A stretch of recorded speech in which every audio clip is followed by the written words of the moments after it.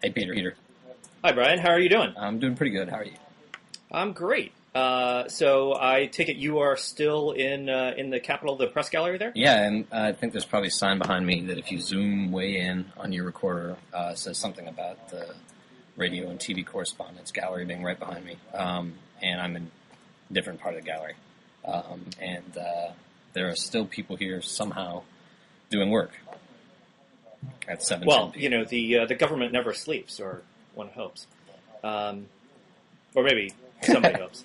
Maybe not me. So Definitely since not you are since you're on the ground there and you're and you are you report regularly from those offices and have sort of an ear to what's going on the Hill a lot more than I do. I am curious to sort of see what you think of sort of the state of the healthcare bill. Is it totally dead? Is it probably dead? Is it mostly dead, like in The Princess Bride? Is it what's going on there? What's your assessment? I'd say it's something like a zombie bill at this point. It's sort of undead, or maybe zombies wrong. Zombies they die and then they Zombies come back to life. Yeah, I think that's what some people are hoping. Okay,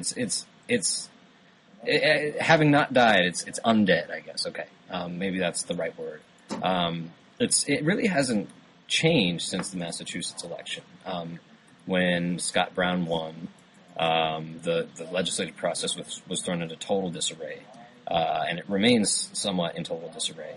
They didn't have a ready-to-go Plan B when Scott Brown won, and they kind of scrambled to one, and they have one now in theory, and now they have to put that theory into practice, both in procedural terms and vote counting wise, and those are two sort of big unknowns still. And the way it would move forward, basically the only option anyone's really talking about with any seriousness is that the House could still just pass the Senate bill word for word, but they can't do that politically. Pelosi insists until there's a separate bill that passes both the House and Senate that would preemptively sort of amend it. And doing that requires some tricky parliamentary work, and they're figuring out exactly how to do that now. At least that's what they say they're doing.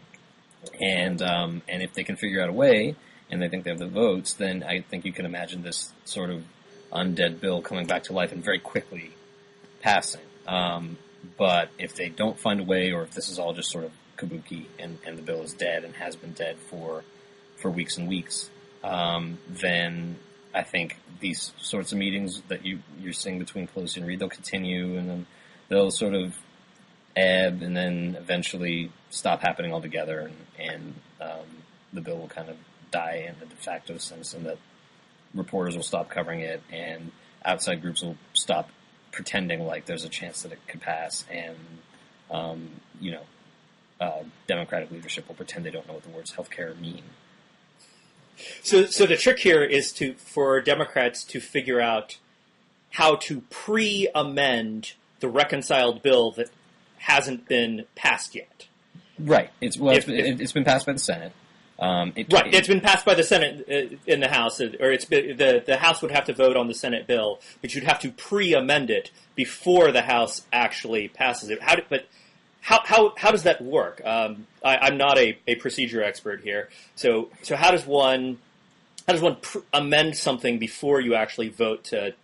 Like, has that been done before? Is there any sort of precedent for that? I have not heard of any precedent. I'm not saying there isn't one. I also, the way leadership in the Senate would tell you, they don't really know how to do it either. They're not sure they can.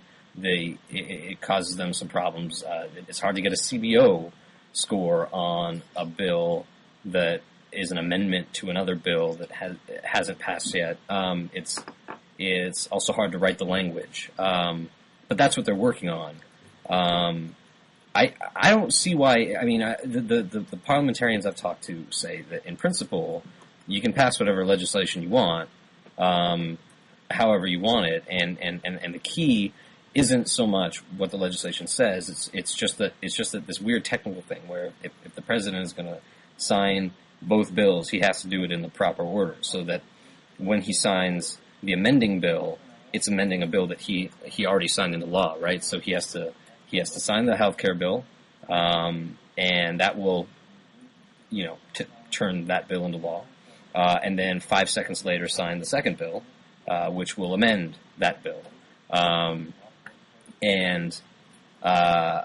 But that's the only word I've heard of it. I don't know that they speak with the same authority as the actual Senate and House parliamentarians do, and as the leaders of both houses have it, there's some disagreement as to whether they can do it. Pelosi says definitively on the record there's no obstacle, and Harry Reid says somewhat less definitively on the record, I'm not sure it's possible. He says that there are some complications, and the House has avenues that they can explore. They have a more powerful rules committee, etc. But really, right now, they seem to be at sort of like a parliamentary impasse more than anything else. Right. Harry Reid doesn't seem particularly interested in passing this bill, as far as I can tell, as do a number of folks in the Senate. I mean, I don't recall right offhand whether it was you who wrote this story or one of your colleagues, but TPM published within a day or two after the Massachusetts special election, published a story in which the Senate basically it was here the Senate's saying we're done with this, we'll leave it up to the House, or at least some of the folks in the Senate were saying. But I'm curious how reconciliation fits into that scheme. How does does reconciliation come in at all, or does that allow them to skip reconciliation because then there's no negotiating process because they're just passing the Senate bill and then amending it with a separate bill? Oh, well, okay. Or am I confused here? Okay, I think you might be confused in terms of, you think conference report? There's the conference process, which is how House and Senate bills are the differences between them are ironed out. And then there's the budget reconciliation process, which is the sort of arcane process by which the Senate can pass some legislation on a majority rules vote. Right. So that's when you end up with the Berg rule. Those complications. Right. So, so the way this process was going before Massachusetts is that the House and the Senate and the White House were coming together to figure out what changes would need to be made to the Senate bill to make it amenable to the House. And they were going to come up with a package of those changes, and they were going to bring up the Senate bill in the House, amend it on the floor, and then pass it right back over to the Senate, and then the Senate could pass it, and that would be that. That would be the end of this. Right. Then they lost the seat. Scott Brown won, and they have to figure out a way to basically do that, what they were trying to do, reach a compromise that both the House and the Senate can live with, in a way that can pass the Senate without 60 votes, because they don't have 60 votes anymore. And so the avenue that they've turned to is this budget reconciliation process, which will allow them to make at least some of those changes, or at least that's the hope. That process is sort of difficult to explain. But if they come up with a few key changes, mainly to the tax structure of the bill, they can probably change those in the reconciliation process, and then not have to worry about the filibuster, and they can just get on with it. The reconciliation is the way to get around the filibusters, my question now, I guess about reconciliation is that even plausible? Can you actually make the changes that House Democrats want to make?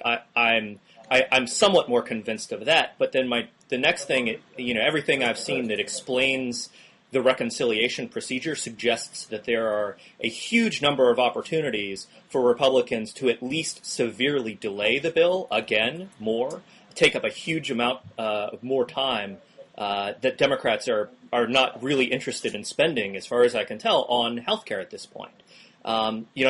Reconciliation comes with, as far as I can tell, and correct me if I'm wrong here, but reconciliation comes with a small chance that you don't get the changes that you want, and a large chance, a near certainty that you waste a massive amount of time that Democrats really don't seem to have politically right now. Well, I mean, you can waste a lot of time in a lot of ways in the Senate. In the reconciliation process, what the Republicans have threatened, particularly through their head budget guy, Judd Gregg, is that if the Democrats try to make any changes to the Senate bill in the reconciliation process, he and other Republicans will float, however many amendments they want, and all of those amendments will have to be discharged. And that would happen in something called votorama, where, there's, to get sort of in the weeds, the reconciliation bill is allowed 20 hours of debate, and that's it. And then after that 20 hours is up, all amendments to the bill to the reconciliation bill have to be dispensed with in one way or another. They have to be voted up or down or withdrawn. And so the Republicans could try whatever they want. They could introduce 100 non-germane amendments. Most of them will get stricken down by the parliamentarian, and that could waste some amount of time. In a way, and many of them have to be. Republicans can ask them to be read, right? And so it's possible to introduce absurdly long amendments and have them read, which takes hours and hours and hours, as well. I mean that's an easy way to waste a day or two is with a couple 100-page amendment, right? I'm not. That sounds right. I don't know what the reconciliation process says about the reading of the amendment, but it makes sense. They can do that. They can do that on the floor during the standard legislative process. So I should say for listeners here that I'm getting a lot of this from a piece that John Cohn published at his blog at the New Republic, The Treatment, on the reconciliation process. It wasn't John Cohn didn't write it. I forget who the author was, but they went through all of sort of the procedural obstacles within the reconciliation process, and sort of it looked, I don't think Cohn is usually a guy who is interested in publishing positive cases, who wants to look for the way forward. He's not to say that he sugarcoats things, but he's always looking for the way forward, and his the assessment they published over there was that it would be a very arduous process. Look, yeah, it would, in theory, in theory, the nomination of some random cabinet undersecretary could eat up the rest of session. At some point, these filibusters, and they're all basically filibusters, end, right? Either with the bill or the issue at hand being pulled, or with whoever's doing the filibuster just kind of giving up, right? If you had this situation where Republicans dropped 100 or 400 completely irrelevant amendments into the reconciliation process and forced them to be read on the ground, that's sort of Mr. Smith Goes to Washington type filibuster. If you think about it, that's really just we're delaying this and it's on C-SPAN and everyone can see it. And I mean, they were sort of doing a little bit of that back when Harry Reid was about to pass the Senate bill and saying that they were going to, force the reading of every amendment, and then the people were going to storm the Capitol and they were going to delay until after Christmas, and then eventually at some point procedural logjams have a way of figuring themselves out, and I can't promise that the way this one would resolve itself is with Harry Reid claiming defeat, but I sort of don't think that he would even embark on it if he really thought that the Republicans could pull this off for days and days and days and weeks, or had the gumption to. And it will really come down to whether he thinks that's a serious threat and one that will redound to their benefit, or whether the Republicans decide, given the opportunity, that we want to carry this through for 2 weeks to show the country that Democrats don't actually care about jobs, to delay confirmations of other people, to delay any other legislative initiatives on the table. I don't see where it's in Democrats' interest to say, well, we let the Republicans and the Democrats, I guess, drag this healthcare process on from last January to now, but now because the Republicans are threatening to make us read amendments for a week, and then we can be done with it and wash our hands forever, that they'd say, it's not worth it. I mean, crazier things have happened, and maybe it will, but I think that the incentives are so aligned. I mean, the Democrats are a mess right now, and they're angry and they're confused and they're scared. But cooler heads are sort of starting to prevail, and the sort of the calculation before them is sort of do what it takes to wrap up this last procedural knot and get the bill passed, or get nothing out of a year's worth of work where the economy was tanking, where maybe you probably should have been doing jobs all along. And they realize how sort of politically devastating that would be. And so I can't imagine that they'd let this, we're going to have to sit through while the clerk reads a bill for a week. Let that be the deciding factor in all of healthcare reform. But I'm not a betting man, so I'm not gonna place a wager on it. But I just can't see that. See, I can absolutely imagine that happening. I'm not sure that it's. I'm not nearly as convinced as you. I think there's actually a good case to. I'll start with saying this. I think there's a good case to be made that Democrats will not be better off if they go ahead and pass the bill. There's a case to be made either way, but I come down on the side that Democrats will probably be worse off, or at least as bad off. Perhaps no change if they don't pass the bill.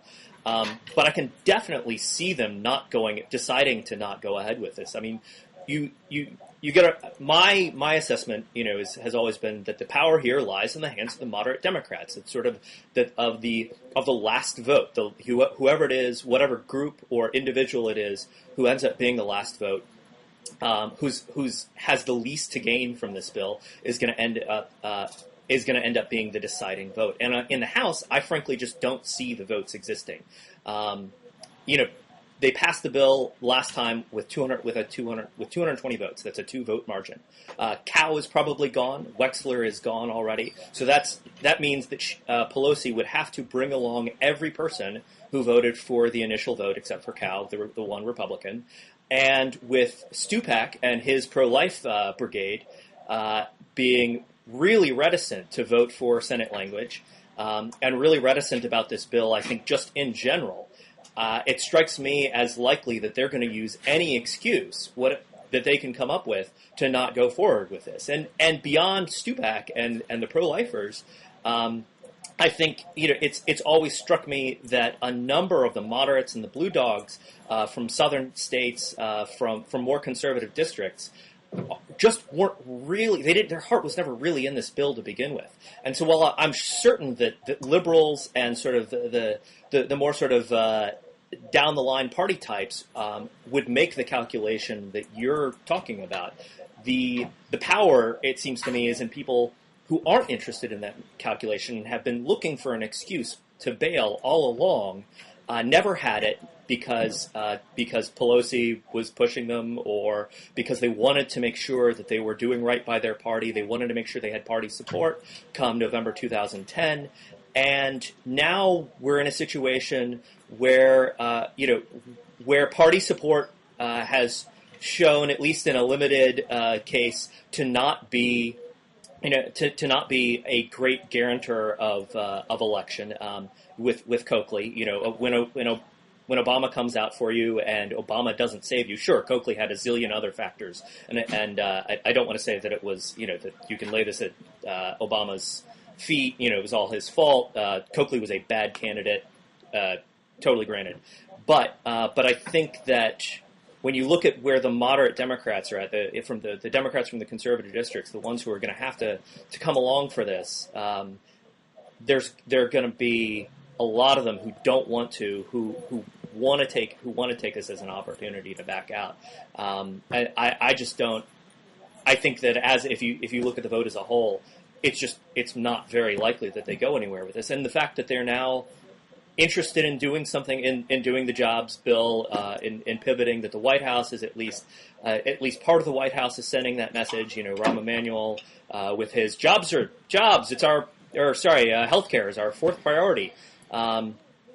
It doesn't look to me like there are enough votes there, period. And then you have things like the Virginia Senate voting to make it illegal to mandate health insurance purchases, making the individual mandate illegal in Virginia. It's just the Senate in Virginia voting right now, and that sort of thing. Republicans were able to bring along enough Democrats to get a vote from a a Democratic-controlled legislative body in Virginia, a state that's been sort of back and forth between red and blue, and that's the sort of thing that's going to scare off moderates. Well, look, I just don't. I don't see it. I'm hearing two different things. The vote count was always going to be tough for Pelosi this time around because of abortion, which was one of the things you mentioned, because potentially of a few other reasons. And if what you're saying is the bill might have been dead once it became clear that the Senate was going to be used as the base bill, that is possible. And I sort of feel like we'll never know. Or, either you'll be proven wrong when this thing passes, or we'll never know. I've stuck my neck out pretty far at this point, so there's no point in trying to pull it back. But that's different than saying that Democrats are scared about what happened in Massachusetts, and they had it, but now they're unwilling to use this reconciliation process because they're too scared or whatever. If the votes were never there, they were never there, and this project was doomed before anyone ever mentioned, the Plan B reconciliation strategy, right? But all we have to go on, I think, on that is that Pelosi says, yeah, I can pass this if we fix it in this or that way, and she could be bluffing. But there was a lot, yes, she only got 219 Democrats the first time around. But she could have gotten more. I mean, her just like with the climate bill and with the jobs bill, it's not that she magically comes to the same number over and over and over again. Sure. It's that she has this big majority in her caucus, and a lot of the members of it are in vulnerable districts, and she wants to let as many of them slide as possible. And she has a lot of power over those members, and can in theory, it would be difficult, but find a new orientation, basically 210 of the same members plus maybe 8 different ones or something like that. You have some retiring Democrats who voted no the first time around. Well, what do they have to lose now? You have, people like Eric Massa and Dennis Kucinich who both say they voted against it because it didn't go far enough. Maybe they're ungettable, maybe they're not. It's hard to know. You also have blue dogs who voted against it the first time around because it didn't have enough cost containment. But now they're saying, well, we kind of like this Senate bill better, like Altmaier. There are gettable votes in theory. Can Pelosi bring them up if these fixes pass? I guess we'll have to wait and see. It's just if the fixes never pass, is it fair to say that well, they never had it all along, and they're just using the procedural impediments to the reconciliation process as an excuse to kill the bill? It's a big inference to draw. It's not impossible, I don't think, to conclude that, but it I guess assumes that Democrats aren't like reading polling data, which shows that for them politically in 2010, if they don't want their base to turn out to save as many members as possible, then what they should do is nothing. And so I sort of think that calculus has begun to dawn on members. Quickly it dawned on labor unions and the healthcare pressure groups, and then it dawned on Democratic leadership, and now it's starting to dawn on progressives and I think even some moderates in the House, particularly moderates who took a big risk voting for this the first time around. And all they have to say for themselves now is, well, I voted for Obamacare once, and I have nothing to run on, and I'm spending all my time defending my vote against my opponent. And all I can do is say, well, if this thing had passed, you would have totally loved it. I mean, that's not that's not a winning campaign message. So I think that my sense from being up here every day is that that's starting, or has started for the last week or so, to dawn on members, and so there are some pretty good stage managers up here, and I can't say definitively what to think. This could, like I said, could all be it could all be a bunch of kabuki, and they're just trying to let this thing fade away rather than burn out. But I'm not there yet, and frankly, I wouldn't be staying here until 7:30 every night if I thought, well, this bill is dead and they're just jerking around. But well, it's interesting that you mentioned that poll from PPP today that showed that the Democratic base will not turn out if they don't go for healthcare. So they're going to have a tough election in November, no matter what. But if they don't pass healthcare, that is going to demoralize the base. Now, I saw the poll, but I didn't get into the details of it, and I don't know if you did. But I'm curious if that looked at the polls on a district by district level, because again, I think the thing that you have to go back to is where do the moderates stand on this? What's their self-interest? What about the blue dogs, the folks from conservative districts?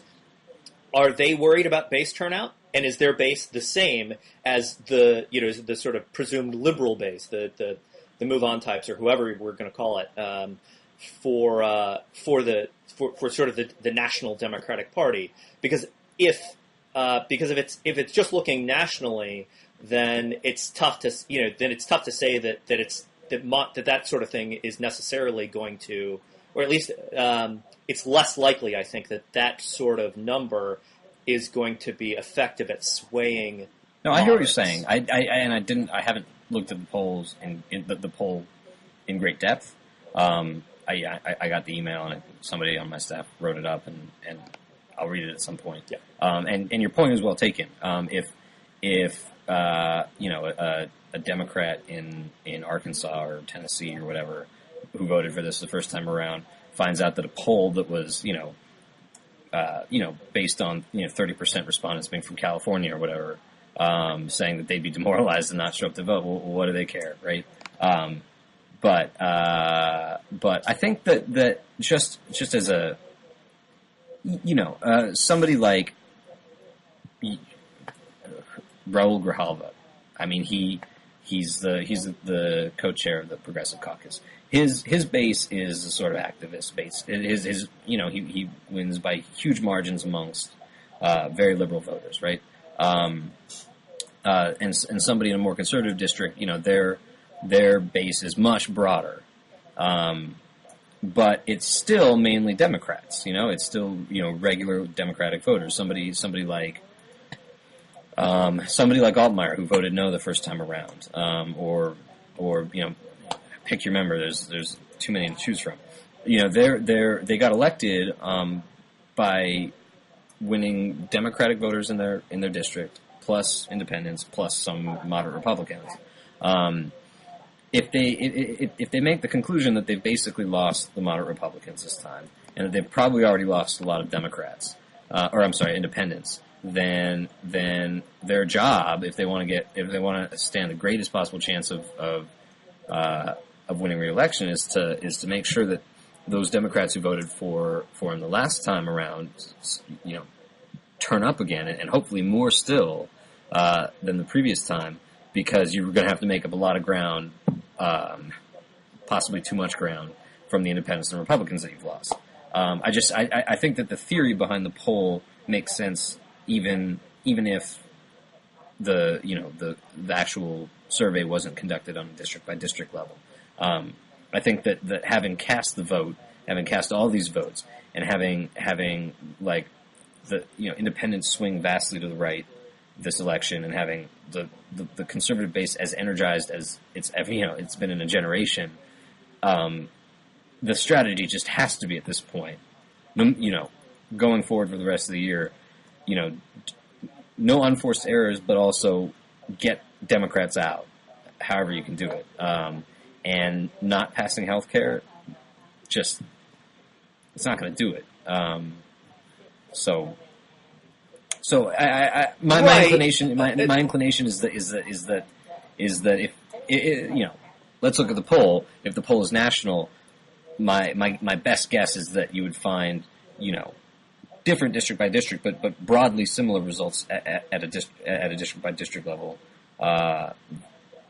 and they would be telling vulnerable members is the same thing, particularly members who already took a knock and voted for the bill. Well, that's one strategy. The other strategy is the what Anthony Weiner said on the night of the Massachusetts election, which is that Democrats need to show that they've learned something from all this. Now, I mean, whether or not you agree with that that Massachusetts was at all a referendum on the National Democratic Party, and it's tough to say Massachusetts.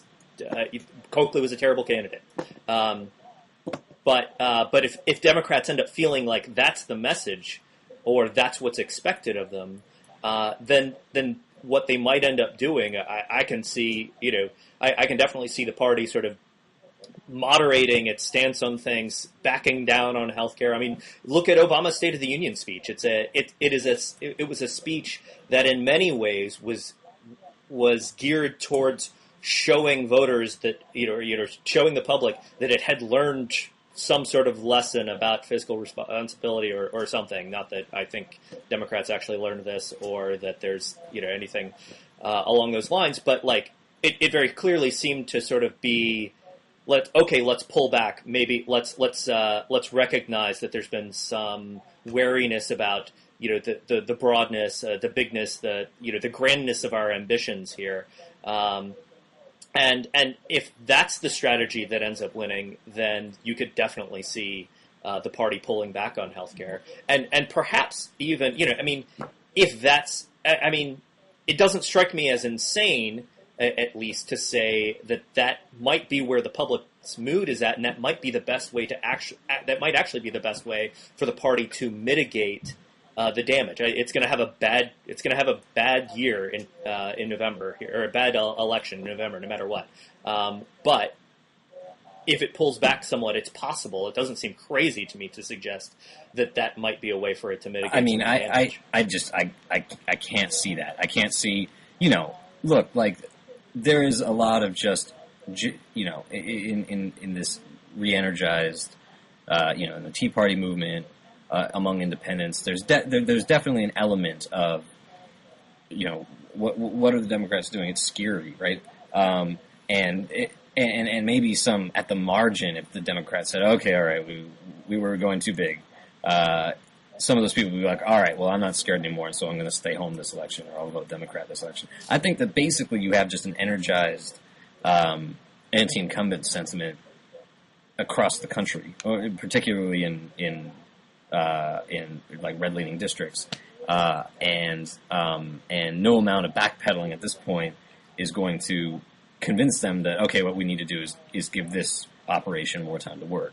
I mean, that's just I don't see, particularly with unemployment still at 10% and with a really really good organizational structure behind. The truly activist conservative base, that this fervor isn't going to die, and that Democrats are going to have a tough year because the economy sucks, but they're going to have a really really tough year if the economy sucks, and their loyal voters are like, well, you blew it, and we gave you this gift of supermajorities in both houses, and you squandered it. So I mean, just. That's my read of the theory. Just a small point of correction on Anthony Weiner.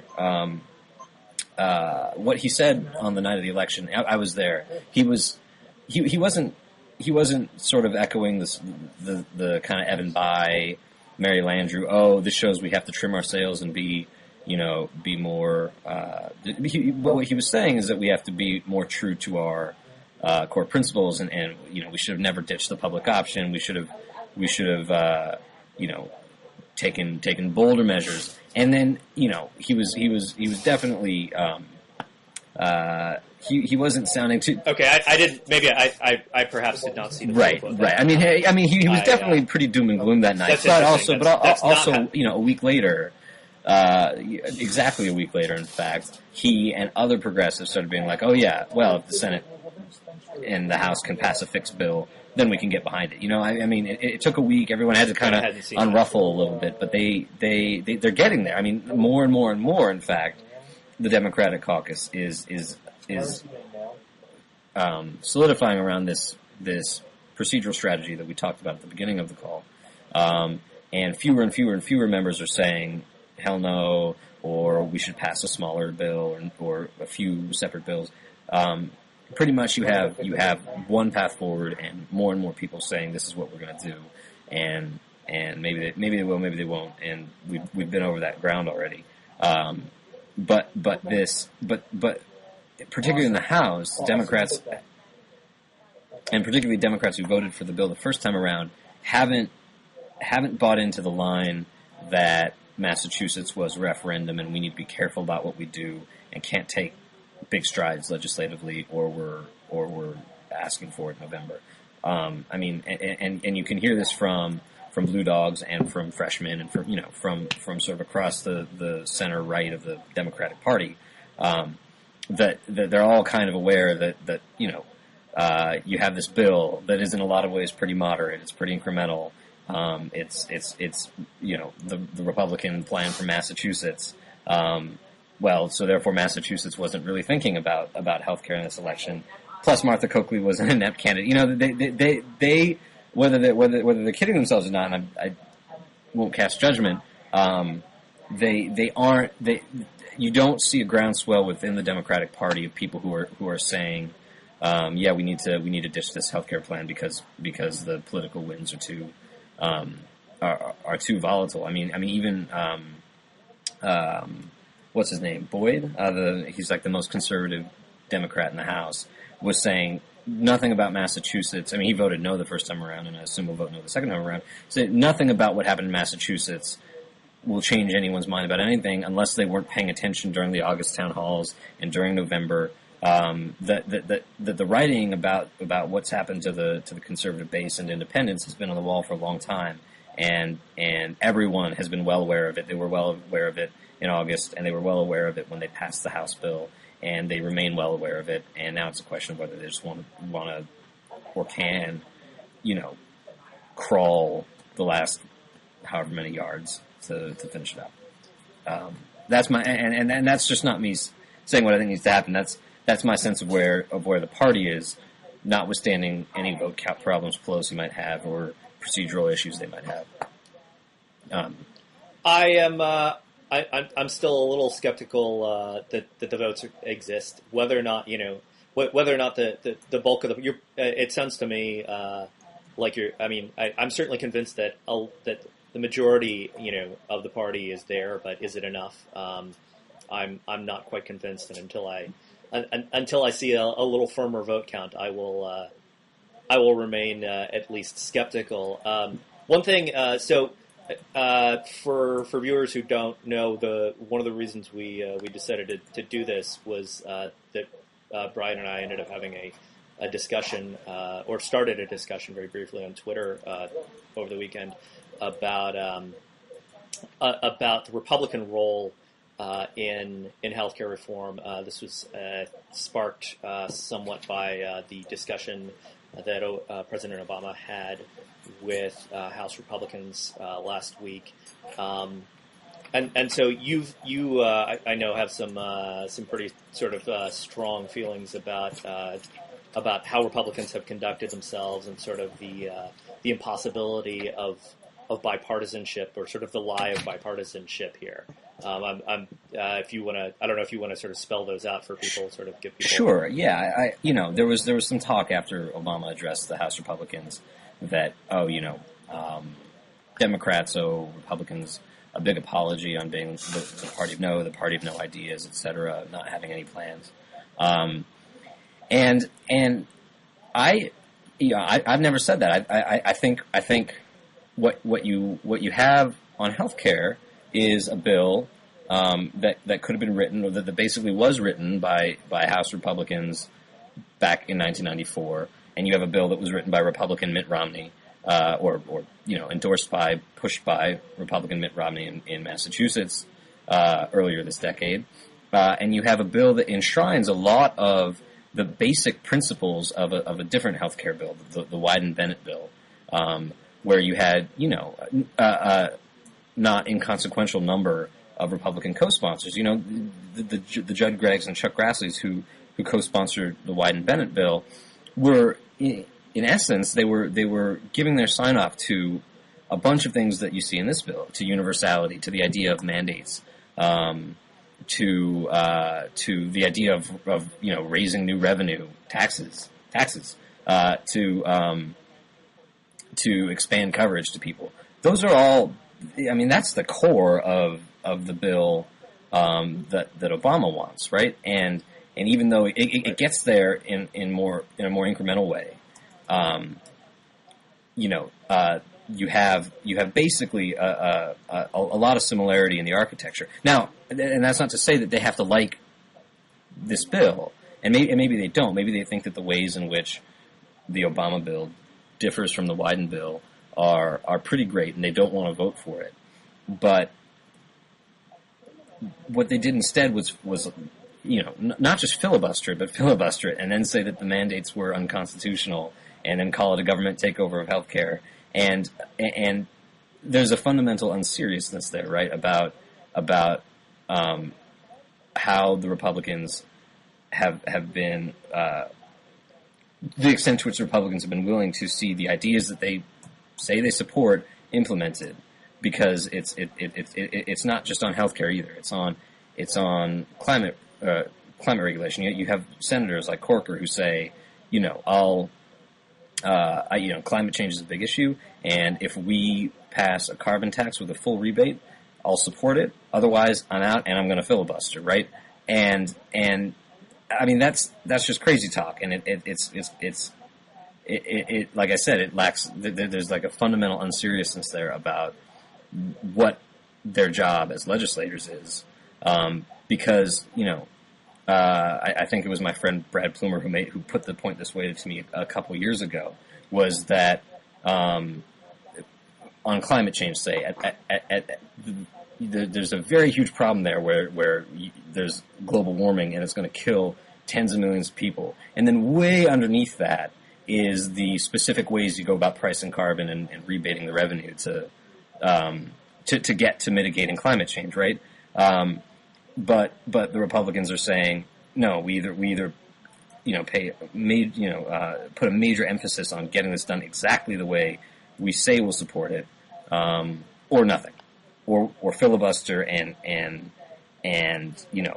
political campaign against what you're doing as like a light switch tax, as a multi-trillion-dollar blah blah blah. Whatever they call it. Likewise with healthcare, you have this huge problem, which is like the soaring cost of healthcare and underinsurance and the uninsured. And subsidiary to that, by quite a ways, is how you go about containing cost and covering people.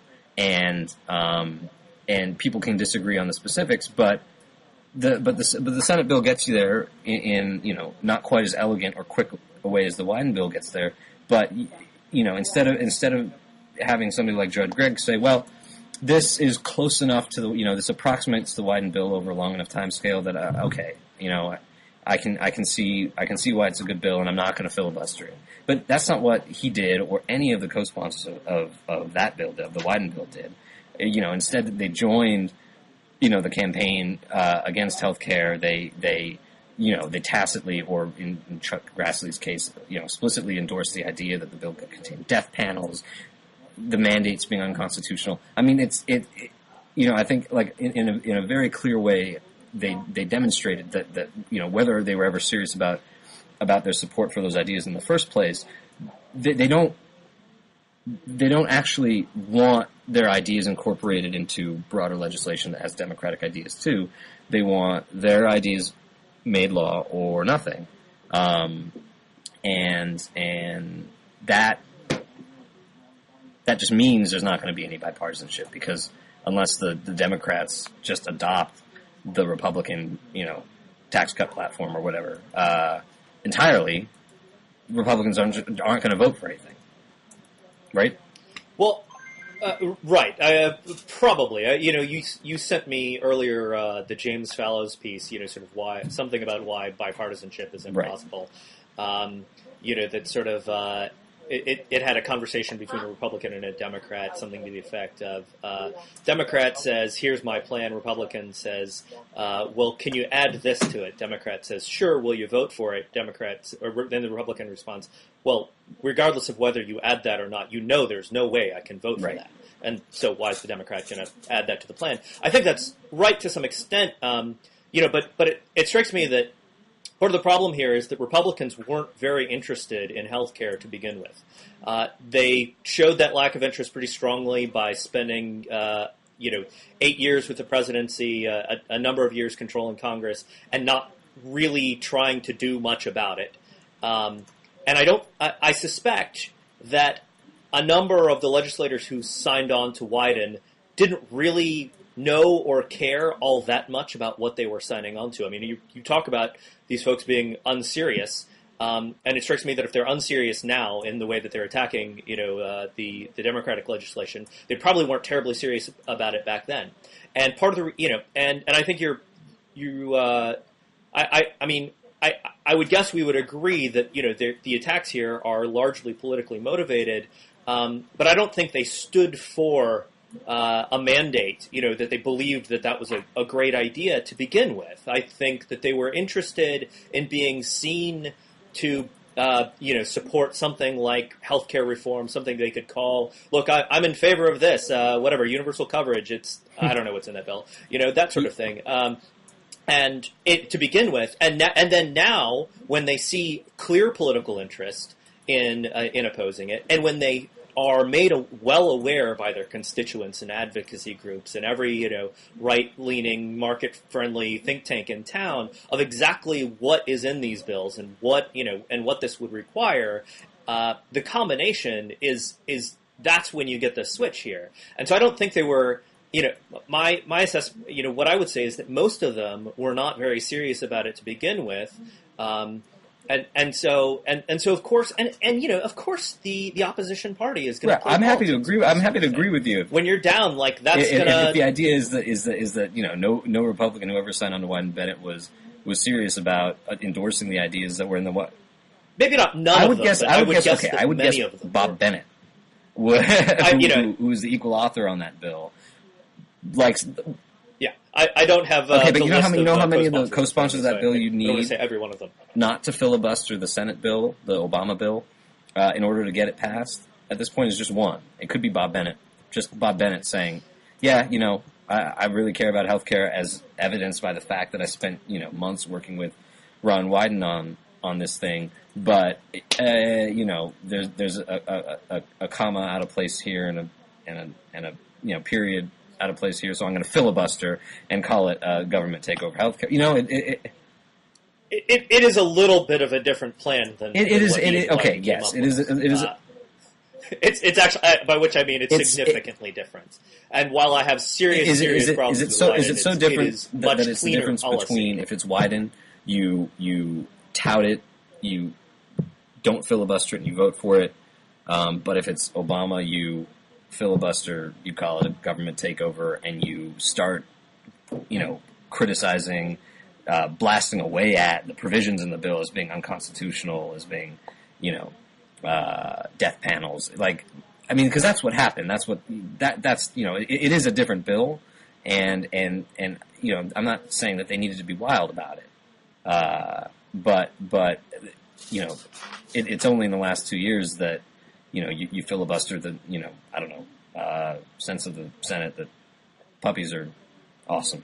But that's basically what's happening is that they're, either they were never serious about it, or they succumbed to the politics of it, and decided to filibuster despite the fact that they, agree with plenty of the stuff that's in there.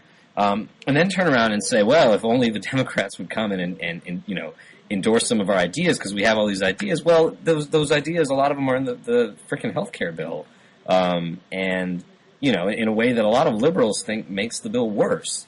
And in the end, that got them what? It got them 0 Republican votes. So Got them Joseph Cow and Olympia Snow in the committee. Right. It got them. It effectively got them nothing.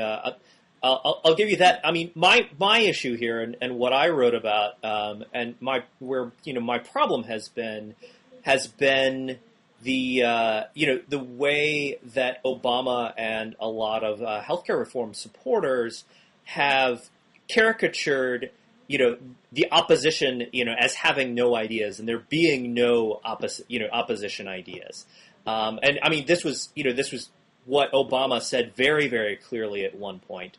And like when there are very clearly there is a school of thought, like a fairly strong, well-developed school of thought about how to have a market for healthcare reform, about market-oriented reforms, about reforms that do not require the government to guarantee or at least push for universal coverage, and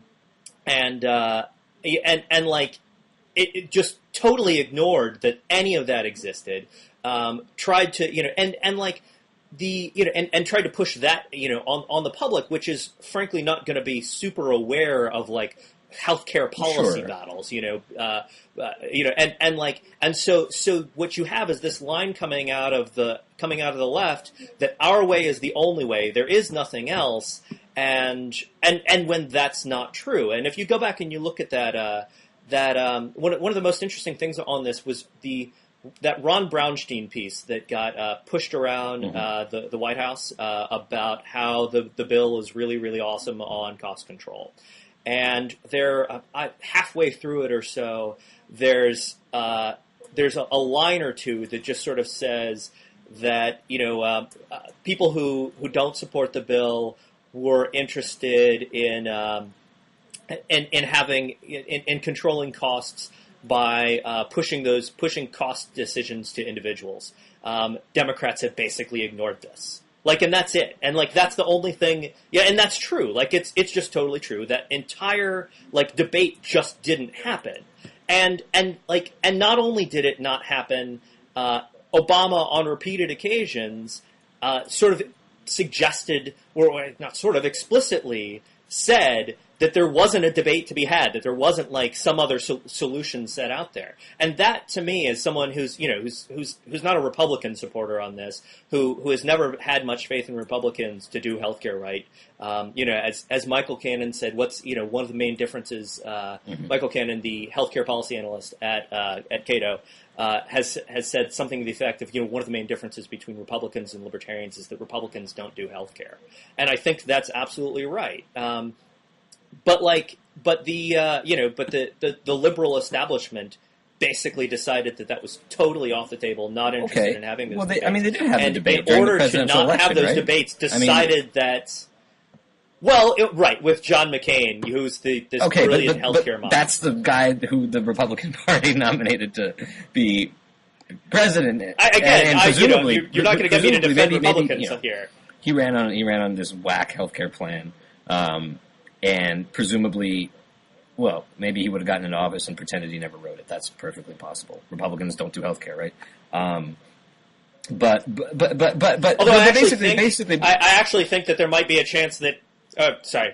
Random theory is that if John McCain had been president, he would have not, because he doesn't really know what he's doing with healthcare and didn't care. He would have ended up signing on to some Massachusetts-y legislation and bringing a couple of Republicans, like the Senate, something like the Senate bill, bringing a couple of Republicans along, and Democrats.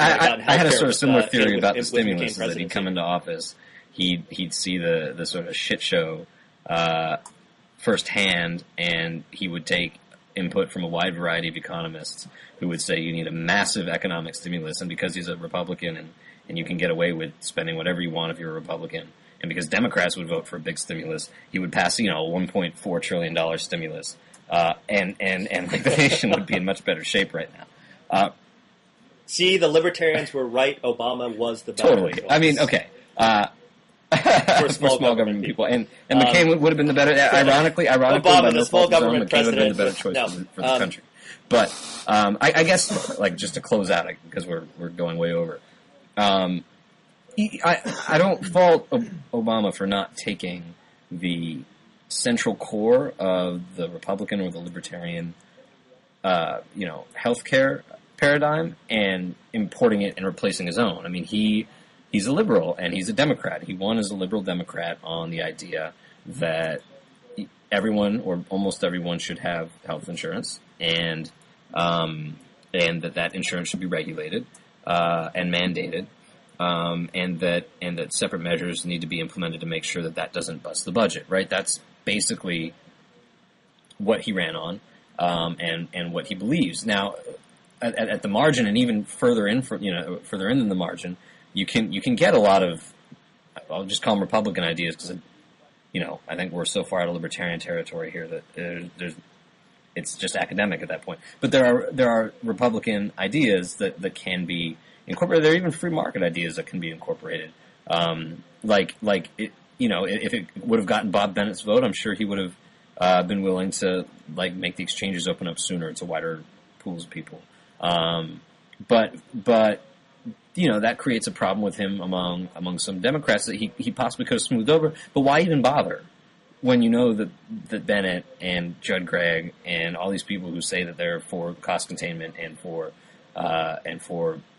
expanding access to care, like the anonymous legislator in Fallow's piece, are just going to say, well, I'm glad you did that, and now I'm still going to A, run against this bill, and B, filibuster it. I mean, so we're stuck.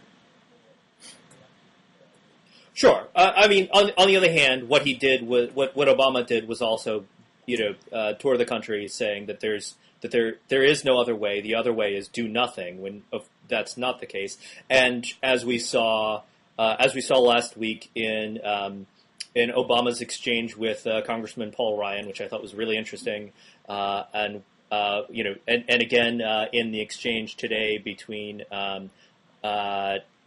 This was a little bit more just straight budget oriented, but the exchange today between Peter Orszag and Congressman Paul Ryan, there are opposition ideas. There are solutions that don't sort of there are other ways to do things, and my problem has been that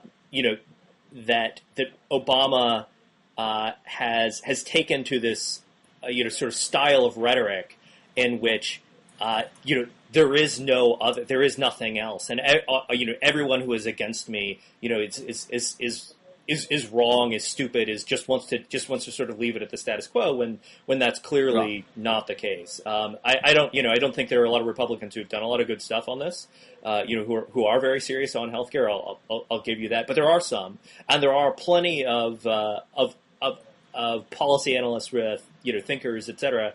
And I would be curious. I don't remember whether it was you who pointed this out or someone else, but one of the things Obama did in that speech to Republicans last week was he referred on multiple occasions to sort of you can have experts check this out, or experts have verified this.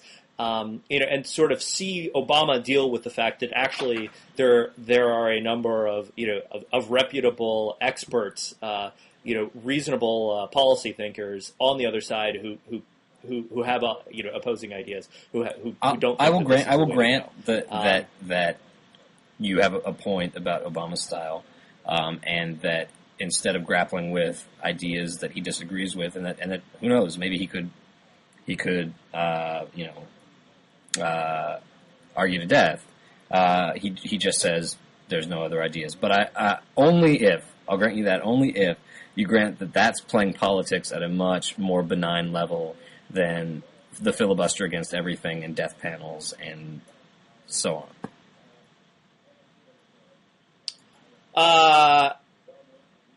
Well, I certainly wasn't in favor of the death panels business.